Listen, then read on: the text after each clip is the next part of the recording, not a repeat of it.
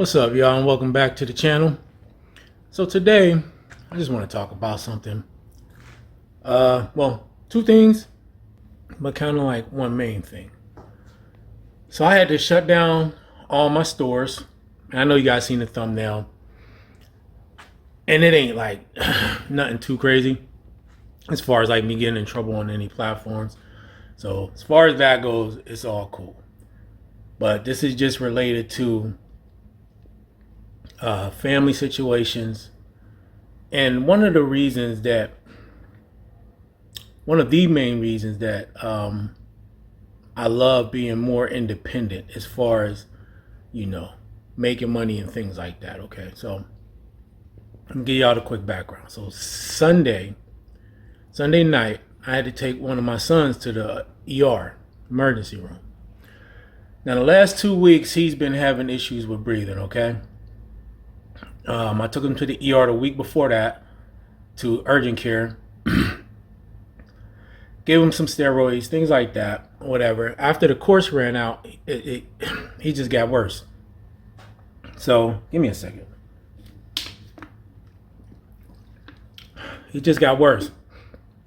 So Sunday night, it was happening again. He's like huffing the puff. Now he's never had any history of asthma or anything like that. Anyway, same things happening Sunday. I take him to I'm like, it's late. It's like 11 something. I'm like, I can't just lay down, right, with him breathing like this. So take him down to the ER.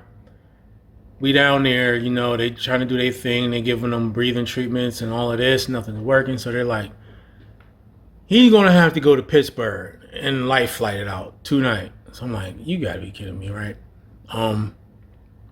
And I don't mean that in the sense like it's an inconvenience. I'm just saying like, So, long story short, a helicopter came in from Pittsburgh, fly him down to Children's Hospital down there. I had to go home. I couldn't really get on the helicopter with him, because we got other kids. I got to go home. We got to situate the kids, me and my wife, get them settled in. Like, got to be some things, right? And I don't mean this like in an insensitive way, but like he was stabilized. So like it wasn't like life or death. He was stabilized. It was just that they couldn't get him to breathe properly without the medications and stuff. So I was like, all right, look, buddy, you're going to have to go down. And he's 9. But me and mommy, we coming right down. All right, got to go home, take care of some stuff. Went home. I got home almost 5 a.m. I'm like, I can't drive like this, right? She was pretty much up all night too. But she didn't know yet that he had to go to Pittsburgh, and I didn't call her and tell her, because I'm like, well, damn, if he got to go, ain't nothing going to change. Ain't no point in me calling her, wake her up. She going to need her rest. So I go home. She's nervous, like, why the hell are you home and he's not with you, because initially I was staying down there all night with him because they said they was going to keep him. So I'm like, nah, he had to get life flighted to Pittsburgh. So then she starts crying because she thinks it's like really bad. I'm like, no, they just said that apparently they didn't have the equipment or whatever it is, right? So I had to lay down, at least get a couple hours of sleep. She got up, got everything together as far as getting all the other kids situated, getting some family over there to watch them, because of course if he's going down there, he's probably not coming back that same day. Most likely it's going to be a few days, which it did end up being, but I'll get to that. And of course, I had to shut down all my stores. 1, 2, I still had orders to ship. Now, luckily, that Sunday, by that weekend, it wasn't like real crazy for me. So, and I had already pretty much done the first part of my shipping, and so I just had to package them up. So I still had to get that out the way. And now mind you, if this was like a really bad situation, all that stuff would have just been waiting. But again, he was stabilized and all that. But here's my main point is this. To be able, now for her, she works. She's a teacher. But they love her. So they kind of like, go do what you got to do. But, got the packages out. And then I put all my stores on vacation. eBay, Amazon, Walmart, all of them. We drove down there on Monday, got down there. It took a while. We just came back. Today's Thursday, y'all. I got back last night, so he kind of recovered fairly quickly. But he had been on courses. He was in the Children's Hospital ICU initially. He was in the the PICU. Is that what they call it? Pediatric ICU, something like that. And so because what it was is when they would take him off the oxygen, it wouldn't be long before his oxygen levels would pretty much fall back down. And they pretty much said it, but not in so many words. Pretty sure he had some form of pneumonia, which exacerbated any asthmatic tendencies that he had that we didn't know about. And so it could have got really bad, but of course we took him to the ER and addressed it quickly. But it just made me think, like, the fact that I didn't have to answer to nobody and make all these calls and worry about the job too. Because worst case scenario with her, I could stay down there, because this is what ended up happening. She stayed down there for a day and a half or so, went back home. Her sister came and got her, went back home, and she was prepared for me to still be down there for a few more days. And then, you know, she would let her family go back to their lives, and she would take care of the kids and go to work. So she left Tuesday. She stayed all Monday into Tuesday, left Tuesday. I was looking at being down there at least until Friday. You know, worst case scenario, we was thinking 2 weeks, but thank God it didn't end up being that long. Because Tuesday he still wasn't that good and he couldn't get off of oxygen. Wednesday, so we took him off Tuesday night off the oxygen to test it, and then he ended up making it through the night all the way into Wednesday. They gave him some more treatments, and it was like, all right, cool. Gave me the aftercare plan, and we was able to get up out of there Wednesday evening. Okay, so now I'm back. I came back, got him situated. He's doing good so far. He got his medicines. We just gonna stay up on top of that, follow up with his doctor. So he's good. I turned all my stores back on. I turned my eBay store on, and I immediately ran a 8% sale, and I already got sales. So I didn't have to wait, because I know a lot of people say when they put their store on vacation mode, it can take a while to start getting sales back. So I guess my vacation mode would have been on for two, 3 days ish. Immediately ran a sale. I've been getting sales back on there, so that's good. It didn't take long for that to happen. But my main point in this is that, one, I'm definitely thankful that my son is good, right? Because you never know, man. You never know what can happen, right? You never know. And I'm not saying this to say that people who have jobs and got a boss like you, nothing like that. But I do just appreciate being able to not have to worry about that in conjunction with this, because I got all types of things going on. I got a lot of kids, y'all know that, and there's almost always something going on. I got another one who got to get blood taken because he's dealing with some stuff. They all it's almost always one of them dealing with something, man, unfortunately. But that's the way it is. But whether it's reselling or no matter what, and here's another thing that's important. To have everything in your business already together from the jump helps when things like this happen and you just have to, out of nowhere, throw it, pump, like you got to hit the brakes hard. Come to a hard screeching halt. And whatever you got to kind of get it out and do what you got to do and get back to it when you can. But when you can do that and it can be seamless from the time you stop and then when you get back, it's seamless. That's also important. You know, the fact that happened out of nowhere and I pretty much had everything shipped out or labels printed, ready to go. I had the routine. That routine helped me too, because my routine is to get all these things done on a certain day. And don't get me wrong, this could have happened earlier than that. Then that would have been a different story, right? I don't control that. But having a routine, staying on your routine, I can't even begin to tell you how much that helps when things like these happen, when life throws you a curveball and say, you ain't doing that right now. We got to deal with this. That makes for so much less stress. I didn't have to worry about man, I still got all these orders and I ain't even get started. I didn't have to worry about I didn't have to worry about nothing. My systems helped me out. My routine helped me out. The fact that we even got a routine at the house, that helps us out because we pretty much been through some of these things before, and because we do have a lot of kids that we've been through these, we are prepared for stuff like this because this ain't our first rodeo, you know. Even when it comes to like clothes and bags, we even got like a notebook where when they are sick, we write stuff in there. We write what medicines they had and what time they had them. That notebook we actually took to the doctor with us. So when they asking us all these questions, look, man, here's everything. We've been tracking it throughout the day. So like it speeds up the processes, having things in order, having a routine, man. I can't even be this right here highlighted to me just how important it is, because you can go day to day and nothing really happened and you kind of slack because you think it ain't that important until you get smacked in the face with life, or you get smacked in the face with something else.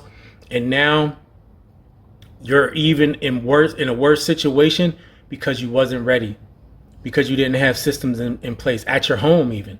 And now with him dealing with this, we even going to have more systems in place for the kids. And look, anything can happen, but the fact of the matter is you got to be prepared, right? Expect the unexpected. Expect the unexpected in your life. Expect the unexpected in your business. And if you do that, when something goes wrong, you'll be prepared, man. And that transition between the good and the bad, and then from the bad back to the good, will be so much more easier. So much more easier. So his name is Caden. And Caden, the name means fighter, right? Got a few different meanings, but the main of it is fighter. And that's what I always tell him.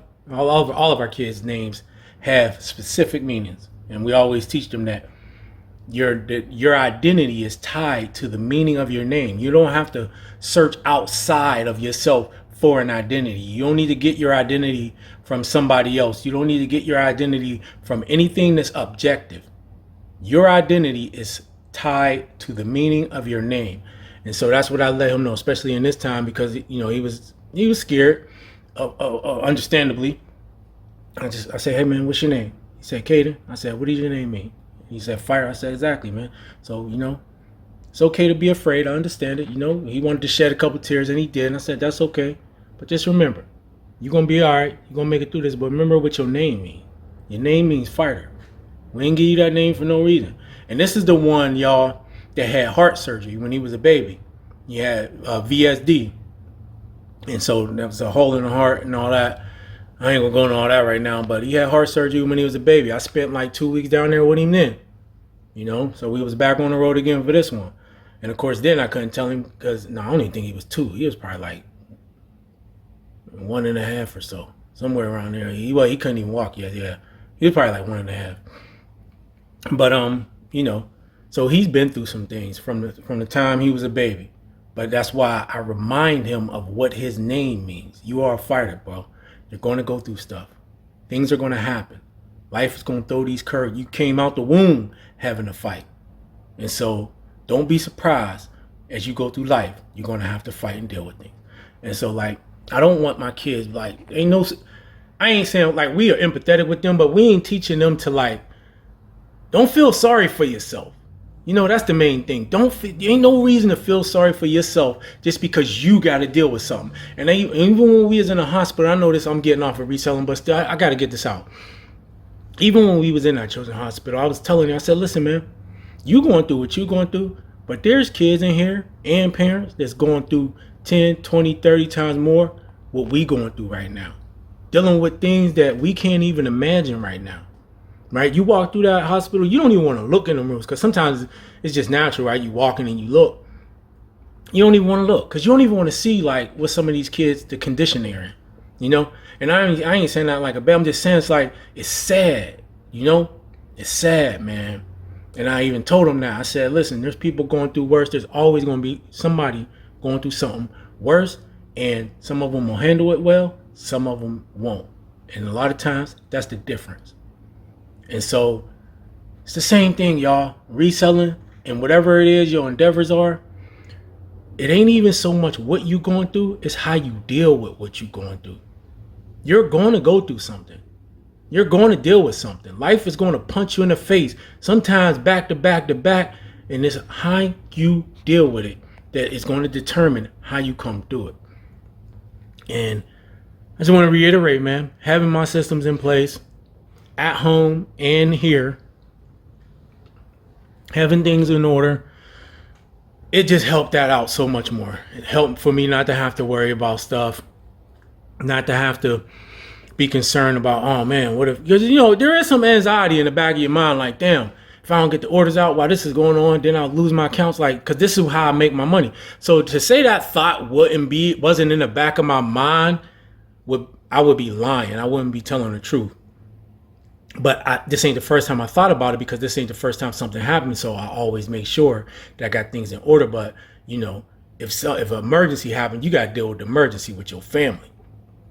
That's number one, But it'd be just like anything else. You got a job, you got to take off a bunch of days. You're going to think to yourself, dang, I don't want to get fired, because they don't want to give me my days off or this and that. And then my wife, she just started working at that school, like somewhere around maybe the end of last year. So it's a new job, but they love her. She's doing great there. And her boss is more than willing to work with her. She's been more than helpful throughout this situation. But that's why I had to shut my stores down, and I had to pump the brakes ASAP. I didn't have to cancel no orders.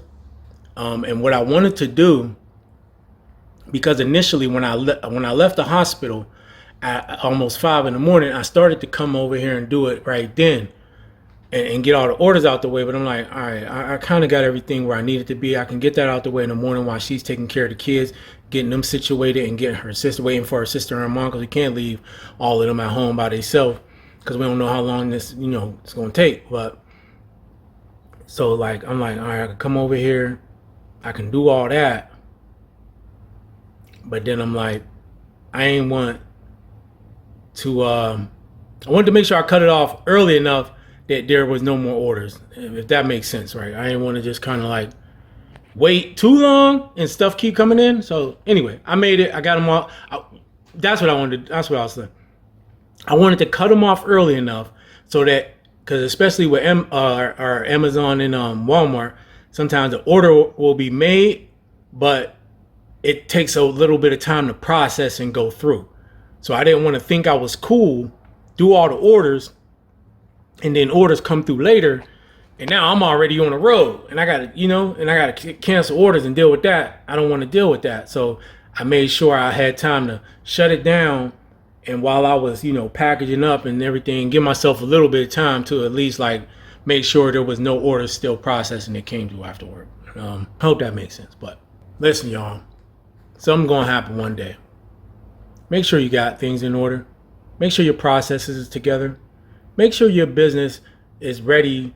Everybody always talk about, the efficiencies of processing orders and finding orders and inventory, and that's all good and well. We got to do that. But make sure that you're set up for an emergency. Make sure that you're set up for if something goes wrong. What's your plan? What's your emergency plan? Even after this, my wife and I was talking about, yeah, we handled it pretty well, but we was even thinking like, now we just gonna have a bag, because we got a closet where we keep their medications and things like that. But we said we're just gonna have a bag. They got certain things in it, so like if something like this happened again, we can just grab that bag. We ain't even gotta be like walking around the house trying to grab, a change of clothes, because you gonna be there for more than one day at least. And no, it's just a bag. Just grab the bag and let's get up out of here. So think about that with your business, with your at-home life first. What if an emergency happens in your business? What if an emergency happens? If you got things all over the place, if you ain't got the right systems, and if you already struggling with time and discipline, it's going to be worse if you run into an emergency. I can promise you, because it's like you're moving along in life, and you stop. And guess what? An object in motion tends to stay in motion, right? So like that stop is sudden, but everything behind it is still moving. It's still moving. And then next thing you know, excuse my language, the shit hit the fan, right?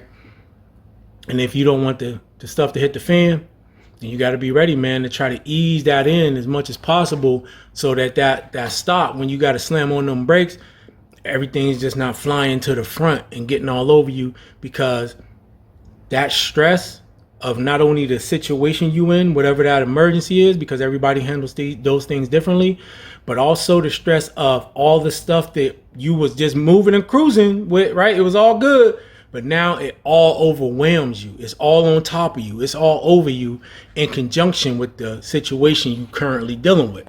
And so you got to think about that. And so I encourage you guys, think about your emergency plan for your business and for your life. Think about whatever you got going on in your life. What would be one of the worst case scenarios? It ain't always got to be the worst case, but just think of some emergency situations that might cause you to have to drop everything and stop what you're doing and address that issue. And think about, if that happened, what would you not want to deal with? How can you ease that transition? How can you ease getting back into it? Like when I came back, I ain't got to go looking for stuff. I ain't got to figure out, oh, where was I at? What was going on?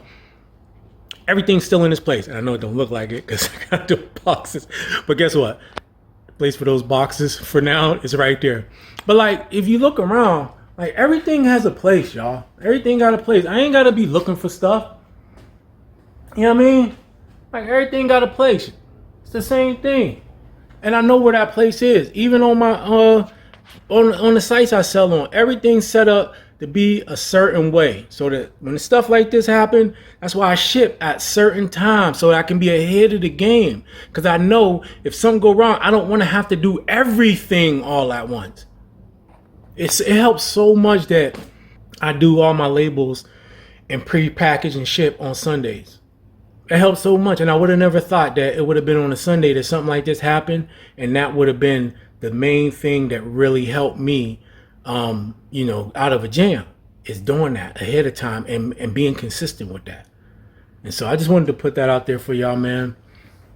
The other part of this video before I go is eBay gave me a counterfeit claim, right, on an item. And you know what? I ain't even realize it until right before I made this, but the item had already sold, y'all. The item already sold. Check this out. Let me see if I can find that item real quick. Let me go back. All right, look at this. All right.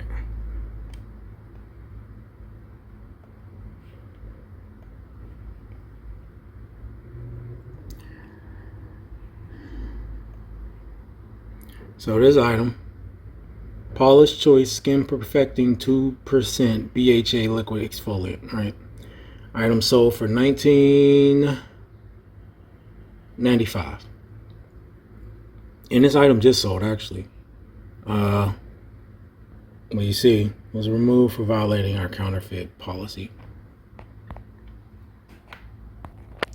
Now I put this in my community tab already, and I showed y'all in the one I cropped the one of the a part of the message eBay sent me, and it said that the item itself was removed not by a person, not because of a Vero, but by eBay's AI. Yeah, exactly. I'm gonna tell you exactly what it said. It said, listings that don't follow this policy in the future will be removed. This determination was made using automation or artificial intelligence. You know, this is the one good thing about Amazon. If this had been Amazon and this had happened and the item was hit with a counterfeit claim, I would have the ability to appeal and upload any receipts or invoices. And if they accepted them, it would be all good in the hood, right? I've had this with eBay before, and I've tried all that receipt invoice crap, and it's honestly, it's useless. It's useless, man. It's not even worth it. I don't like it. I think it's wrong to use an AI that can be faulty to determine whether an item is counterfeit based on pictures. It's wrong. People's pictures aren't always right. There could be some light, some dark. There could be something not showing.